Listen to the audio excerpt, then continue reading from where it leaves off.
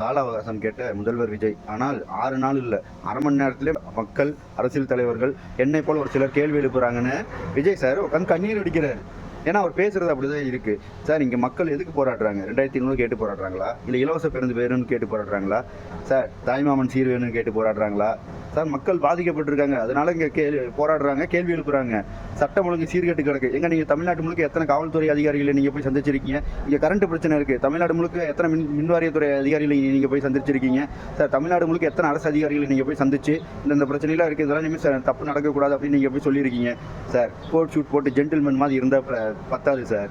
அந்த coat suit போட்டுட்டு அதுவும் நடந்துக்கணும், அந்த ஜென்டில்மேன் மாதிரி நடந்துக்கணும் சார். ஃபர்ஸ்ட் ஒரு அரசியல் தலைவர் கோட் ஷூட் போடுறது தப்புன்னு நான் சொல்கிறேன். ஏன்னா இங்கே பாமர மக்கள் தமிழ்நாட்டில் அதிகமாக வசிக்கிறாங்க. இங்கே நாளைக்கே ஒரு மழை வந்து ஃப்ளட் ஆச்சுன்னா நீங்கள் கோட் ஷூட்டோட இறங்குவீங்களா? வேட்டி இருந்தால் மடிச்சு கட்டிட்டு இறங்கி மக்களுக்காக நிற்கிறது தான் சார் தலைவன். அவனை தான் மக்கள் விரும்புவாங்க. உங்களை மாதிரி ஆளுகளெல்லாம் மக்கள் ஏதோ தெரியாமல் ஒரு ஓட்டு போட்டுட்டாங்க. திரும்ப திரும்ப அந்த தவிர தமிழ்நாட்டு மக்கள் செய்ய மாட்டாங்கிறத நான் நம்புகிறேன். சார் இங்கே தொடர்ந்து குழந்தைகளுக்கு பாலியல் தொல்லை கொடுத்துட்டு இருக்காங்க. சூலூரில் குமாரபாளையத்தில் உங்கள் கட்சிக்காரனே, உங்கள் கட்சியில் பயணிக்கிற ஒரு பொண்ணை தூத்துக்குடியில் 2 பேர் சேர்ந்து பாலியல் வன்கொடுமை செஞ்சுட்டு இருக்காங்க. பாலியல் வன்கொடுமைன்னா என்னன்னு தெரியுமா? தெரியலன்னா தெரிஞ்சுக்குங்க. ஆனால் தெரிஞ்சும் தெரியாத மாதிரி இப்படி இருக்கிறது தான் தவறு அப்படின்னு சொல்லி மக்கள் கேள்வி எழுப்புறாங்க. இதுக்கு தான் சார் மக்கள் கேள்வி எழுப்புறாங்க. இதுக்கு கேள்வி எழுப்பாமல் இருக்கிறதுக்கு தமிழக வெற்றி கழக தலைவர் விஜய் இல்லை சார். தமிழ்நாட்டு மக்கள், அவங்க தமிழ்நாட்டு மக்கள் இது புரிஞ்சுங்க திரு ஜோசப் விஜய் சார் அவர்களே.